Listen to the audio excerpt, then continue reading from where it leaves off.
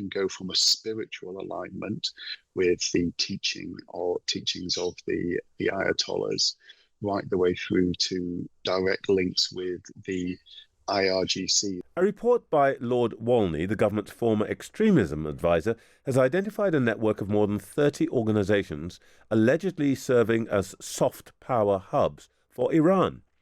The report says the charity and community organisations have not been investigated by authorities for fear of being accused of racism. Lord Walney joins me now. Good afternoon, John. Hi, Trevor. It strikes me, actually, that the point that you're making rather neatly binds together a couple of the things that we've been talking about in this hour, both threat from Iran, which is both domestic, and also what Ted Cantle's just been saying. But can you just start by saying what the evidence is for the claim that you make that these organisations are not being properly monitored and that they are in some way dangerous?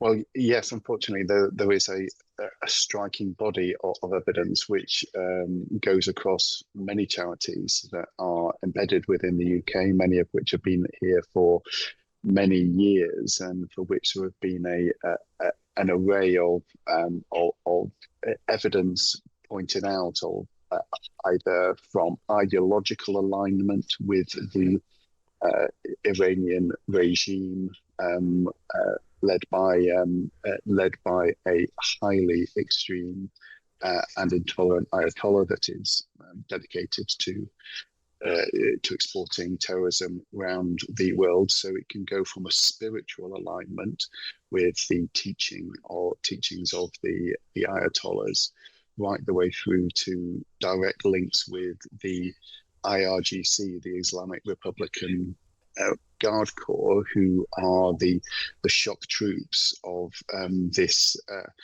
the Iranian regime, for which there is a concerted and ongoing effort to get properly designated as a terrorist organization. And what tends to happen is that when this evidence is uncovered, when allegations are made, the Charity Commission, who are the regulator, they are large, they are well funded, funded to a tune of about £50 million a year. They will open investigations, but the investigations take so long to carry out.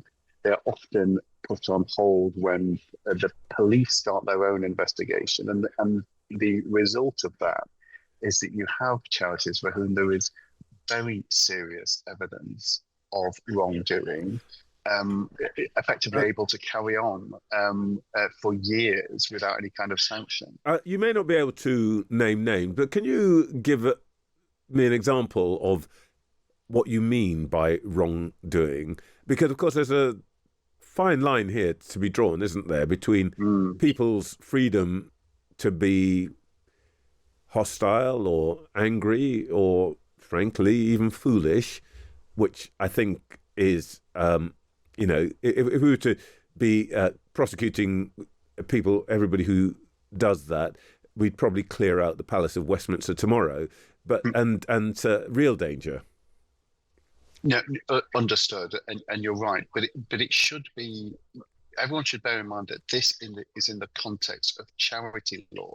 Now, charities get a level of protection, they get benefits, they get taxation benefits, and there is a level of impartiality which is expected within that. So part of this is showing organisations which may not necessarily contravene criminal laws, but for which it is deeply inappropriate that they keep the charity status, right the way through to levels of evidence at times of collusion with organisations who are actively plotting terrorism. So one example is that is often mentioned in these contexts is the Islamic Centre of England. Now, we were able to interview a former Iranian minister who described the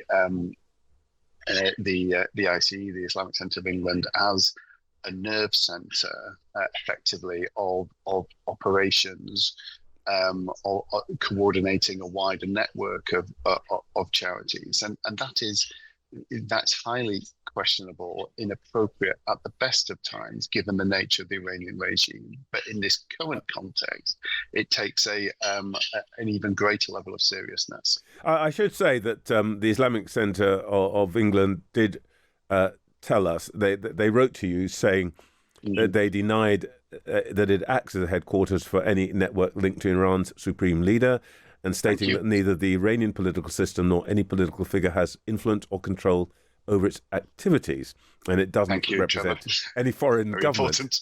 Yes.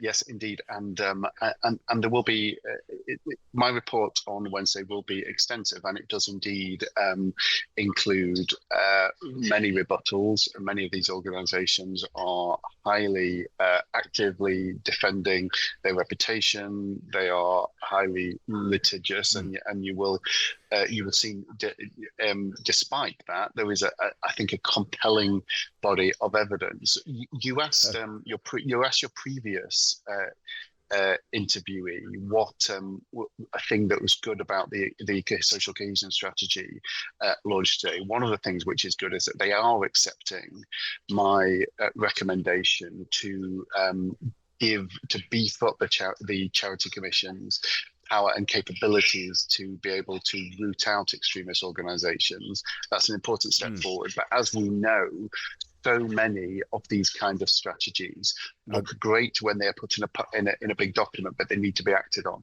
John, one last question here. The government says it's going to publish its definition of Islamophobia. We don't know what it is exactly yet, but how important do you think that is? Is it necessary? And if there is one, do you anticipate it's going to be a problem or not? Because the Charity Commission's chair, William Shawcross, previously, between 2012 and 2018, said that he encountered, I'm quoting here, a real nervousness about talking about suspicions of Muslim organizations. And some people think that this definition could add to that nervousness. Yeah, that's right. That's one of the things which I found in my review, and it certainly is apparent within the Charity Commission and the sector, and much wider across public life. Now, on one level, it is important, or it could be important, that the government has retreated from calling it, it would seem, a definition of Islamophobia. They are talking about anti-Muslim hostility. Some people are worried that that is just a cosmetic change. It's important that it isn't, because we should acknowledge, of course, that there is significant levels of discrimination that are suffered by Muslims, which can be captured in our anti-hatred laws. But I think on one level, it could be a laudable ambition to be able to draw attention to this. But the great fear is, of course, that this is used in a way that further chills the atmosphere of talking and highlighting these problems for fear of being called prejudice. That's what's happened for many decades in this country. It is evidently a factor in for example, Muslim Pakistani heritage grooming gangs, the predominance of those two characteristics in those, and that's without such a definition. So there is a real concern here. Excuse me. Thank you, John. That was former MP John Woodcock, now Lord Walney, on his report, which comes out on Wednesday.